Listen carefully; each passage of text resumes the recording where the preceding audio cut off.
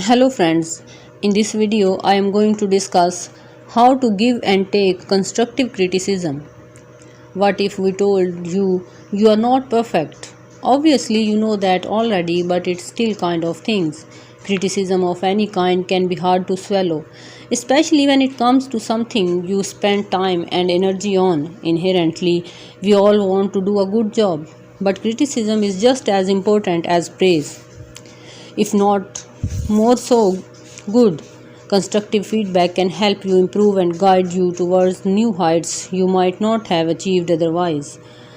That is not to say giving and taking constructive criticism is easy, but when you know how to take criticism, you become a better employee, friend, and team member.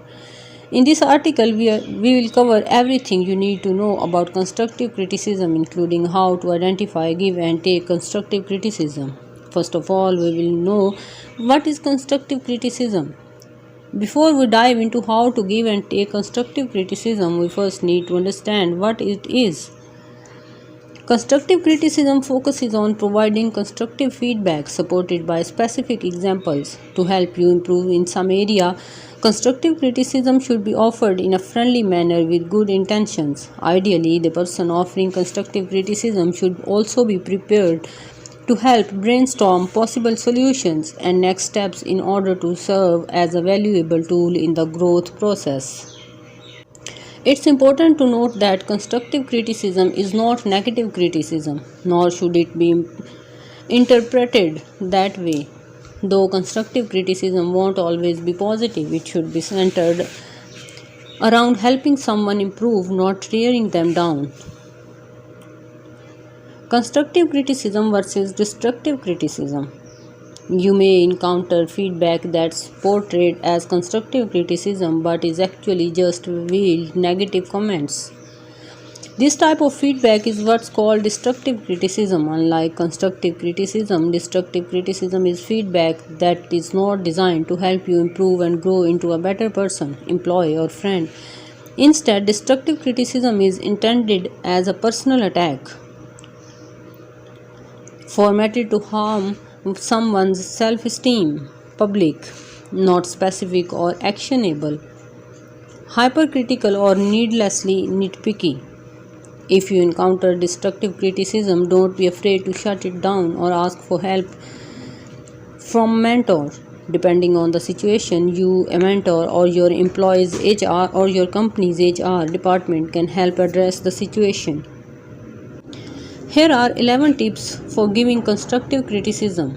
Anyone can give constructive criticism, but in order to do so, it's important to approach the feedback session in the right way. If you have never practiced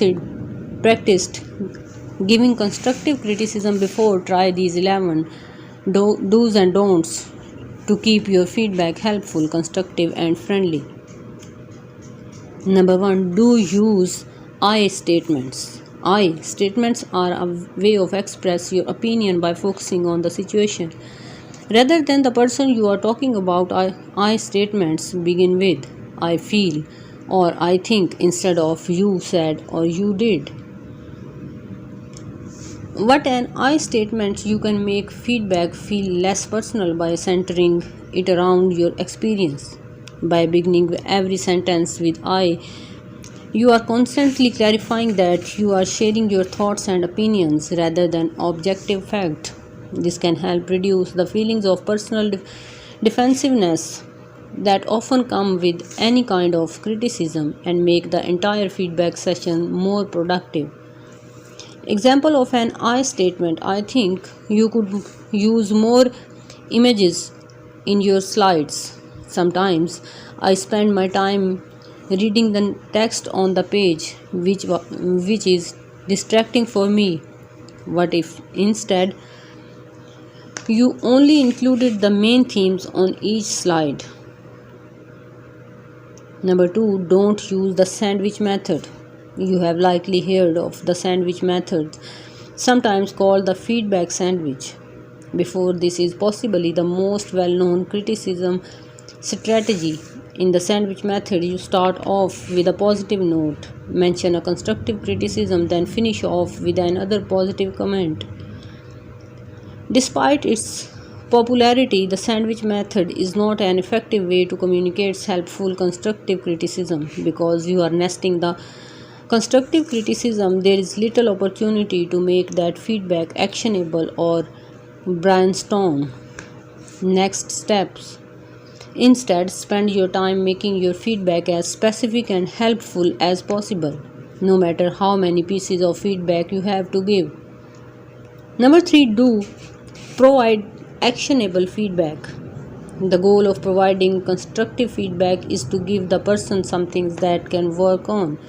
In addition to pointing out what could be improved, good constructive criticism includes ideas and next steps that the person can take in order to further develop their skills. When you provide your feedback, make sure to clarify that you are open to further discussion or brainstorming if that would be helpful for the person you are giving feedback to.